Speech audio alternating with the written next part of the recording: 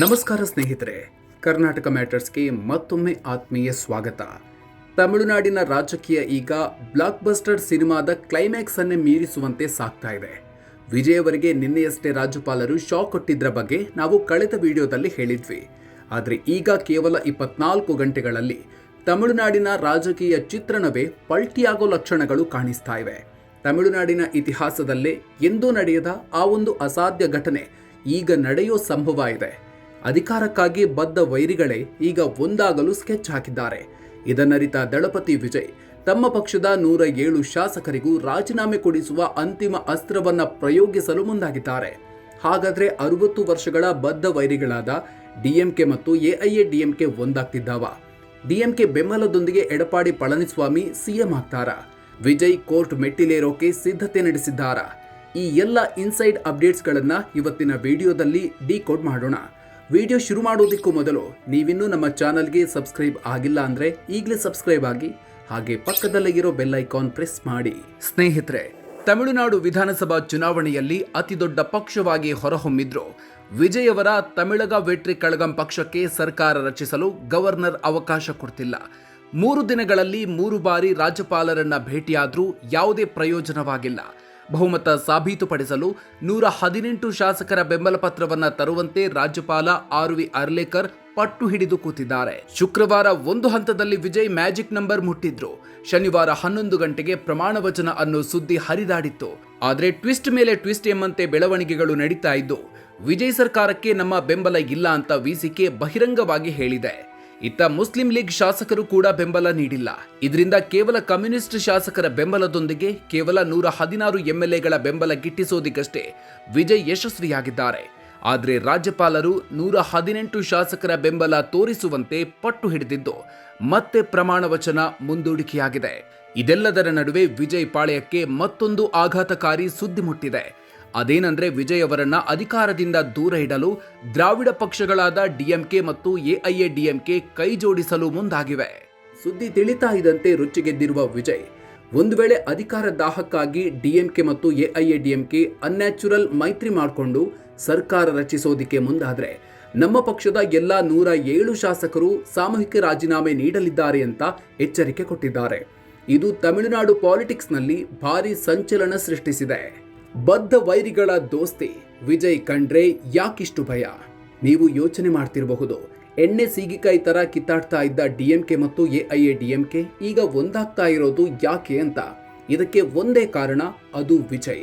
DMK ಪಾಳೆಯದಲ್ಲಿ, ಅದರಲ್ಲೂ ವಿಶೇಷವಾಗಿ ಉದಯನಿಧಿ ಸ್ಟಾಲಿನ್ ಬಣದಲ್ಲಿ ಒಂದು ದೊಡ್ಡ ಭಯ ಕಾಡ್ತಾ ಇದೆ. ವಿಜಯ್ ಏನಾದ್ರೂ ಒಮ್ಮೆ ಮುಖ್ಯಮಂತ್ರಿ ಆದ್ರೆ ಅವರು ಮುಂದಿನ ಎಂಜಿ ರಾಮಚಂದ್ರನ್ ಆಗ್ತಾರೆ ಅನ್ನೋದು ಅವರ ಲೆಕ್ಕಾಚಾರ.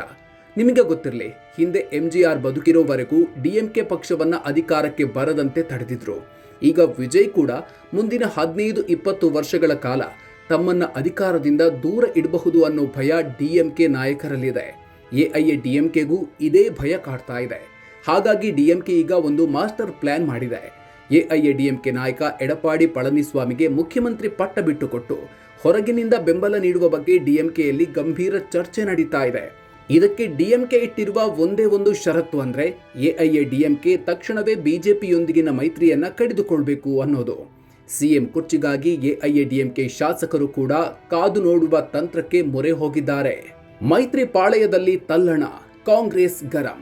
ಇನ್ನೊಂದೆಡೆ ಡಿಎಂಕೆಯ ಈ ದ್ವಂದ್ವ ನೀತಿ ನೋಡಿ ಕಾಂಗ್ರೆಸ್ ಕೆಂಡಾಮಂಡಲಾಗಿದೆ. ವಿಜಯ್ ಪರವಾಗಿ ದೃಢವಾಗಿ ನಿಂತಿರುವ ಕಾಂಗ್ರೆಸ್ ಡಿಎಂಕೆ ವಿರುದ್ಧ ವಾಗ್ದಾಳಿ ನಡೆಸಿದೆ. ಈ ಬಗ್ಗೆ ಪ್ರತಿಕ್ರಿಯಿಸಿರುವ ಕಾಂಗ್ರೆಸ್ ನಾಯಕ ಮಾಣಿಕ್ಯಂ ಠಾಗೋರ್, ಅಧಿಕಾರಕ್ಕಾಗಿ ಡಿಎಂಕೆ ಬಿಜೆಪಿಯ ಬಿ ಟೀಮ್ ಆಗಿರುವ ಎಐಎಡಿಎಂಕೆ ಜೊತೆ ಸೇರ್ತಾ ಇದೆ. ಅವರು ಸೆಕ್ಯುಲರಿಸಂಗೆ ದ್ರೋಹ ಬಗೆದಿದ್ದಾರೆ. ಇದೇ ಕಾರಣಕ್ಕೆ ನಾವು ಡಿಎಂಕೆ ಮೈತ್ರಿ ಬಿಟ್ಟು ಹೊರಬಂದ್ವಿ ಅಂತ ಕಿಡಿಕಾರಿದ್ದಾರೆ.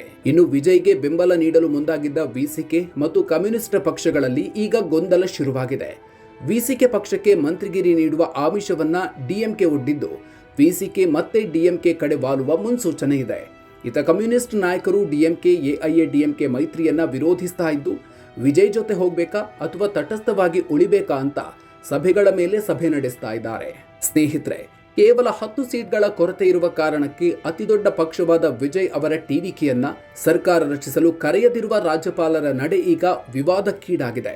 ಹಿಂದೆ 2006ರಲ್ಲಿ ಇದೇ ತಮಿಳುನಾಡಿನಲ್ಲಿ ಕರುಣಾನಿಧಿ ಅವರ ಡಿಎಂಕೆ ಕೇವಲ 96 ಸ್ಥಾನ ಗೆದ್ದಾಗ ಅಂದಿನ ರಾಜ್ಯಪಾಲರು ಅವರಿಗೆ ಸರ್ಕಾರ ರಚಿಸಲು ಆಹ್ವಾನ ನೀಡಿದ್ರು. ಮಿತ್ರ ಪಕ್ಷಗಳು ಹೊರಗಿನಿಂದ ಬೆಂಬಲ ನೀಡಿದ್ವು. ಇದನ್ನೇ ಉಲ್ಲೇಖಿಸುತ್ತಿರುವ ಟಿವಿಕೆ ನಾಯಕರು ಸುಪ್ರೀಂ ಕೋರ್ಟ್ನ ಎಸ್ಆರ್ ಬೊಮ್ಮಾಯಿ ಪ್ರಕರಣದ ತೀರ್ಪನ್ನು ಉಲ್ಲೇಖಿಸುತ್ತಿದ್ದಾರೆ. ಬಹುಮತ ಸಾಬೀತಾಗಬೇಕಾಗಿರೋದು ವಿಧಾನಸಭೆಯಲ್ಲೇ ಹೊರತು ರಾಜಭವನದಲ್ಲಿ ಅಲ್ಲ ಅಂತ ವಾದಿಸುತ್ತಿದ್ದಾರೆ. ರಾಜ್ಯಪಾಲರು ಇದೇ ರೀತಿ ಹಠ ಹಿಡಿದರೆ ವಿಜಯ್ ಸುಪ್ರೀಂ ಕೋರ್ಟ್ ಮೆಟ್ಟಿಲೇರೋದಕ್ಕೆ ಸಿದ್ಧತೆ ನಡೆಸಿದ್ದಾರೆ. ಒಟ್ಟಿನಲ್ಲಿ ಒಂದು ವೇಳೆ ಯಾವ ಪಕ್ಷಕ್ಕೂ ಬಹುಮತ ಸಿಗದೆ ಬಿಕ್ಕಟ್ಟು ಮುಂದುವರೆದ್ರೆ ರಾಜ್ಯದಲ್ಲಿ ರಾಷ್ಟ್ರಪತಿ ಆಡಳಿತ ಜಾರಿಯಾಗುವ ತೂಗುಗತ್ತಿ ಕೂಡ ನೇತಾಡ್ತಾ ಇದೆ. ಸ್ನೇಹಿತರೆ, ತಮಿಳುನಾಡಿನ ಈ ರಾಜಕೀಯ ಹೈಡ್ರಾಮಾ ದಿನಕ್ಕೊಂದು ತಿರುವು ಪಡೀತಾ ಇದೆ. ಈ ಬಗ್ಗೆ ನೀವೇನು ಹೇಳ್ತೀರಿ? ವಿಜಯ್ ಅವರನ್ನ ತಡೆಯೋದಿಕ್ಕೆ ಡಿಎಂಕೆ ಮತ್ತು ಎಐಎಡಿಎಂಕೆ ಒಂದಾಗ್ತಾ ಇರೋದು ಸರಿನಾ? ವಿಜಯ್ ಅವರ 107 ಶಾಸಕರ ರಾಜೀನಾಮೆ ಬೆದರಿಕೆ ವರ್ಕೌಟ್ ಆಗುತ್ತಾ? ನಿಮ್ಮ ಅನಿಸಿಕೆಗಳನ್ನು ಕಾಮೆಂಟ್ ಬಾಕ್ಸ್ನಲ್ಲಿ ತಪ್ಪದೆ ಹಂಚಿಕೊಳ್ಳಿ. ಈ ಇನ್ಡೆಪ್ತ್ ಅನಾಲಿಸಿಸ್ ನಿಮಗೆ ಇಷ್ಟ ಆಗಿದ್ರೆ ಈಗಲೇ ವಿಡಿಯೋಗೆ ಲೈಕ್ ಮಾಡಿ ಹಾಗೂ ನಿಮ್ಮ ಸ್ನೇಹಿತರ ಜೊತೆಗೆ ಶೇರ್ ಮಾಡಿ. ಮರೆಯದೆ ನಮ್ಮ ಕರ್ನಾಟಕ ಮ್ಯಾಟರ್ಸ್ ಯೂಟ್ಯೂಬ್ ಚಾನಲ್ಗೆ ಸಬ್ಸ್ಕ್ರೈಬ್ ಆಗಿ. ತಮಿಳುನಾಡು ಪಾಲಿಟಿಕ್ಸ್ನ ಮುಂದಿನ ಅಪ್ಡೇಟ್ನೊಂದಿಗೆ ಮತ್ತೆ ಸಿಗೋಣ. ಅಲ್ಲಿವರೆಗೂ ನಮಸ್ಕಾರ.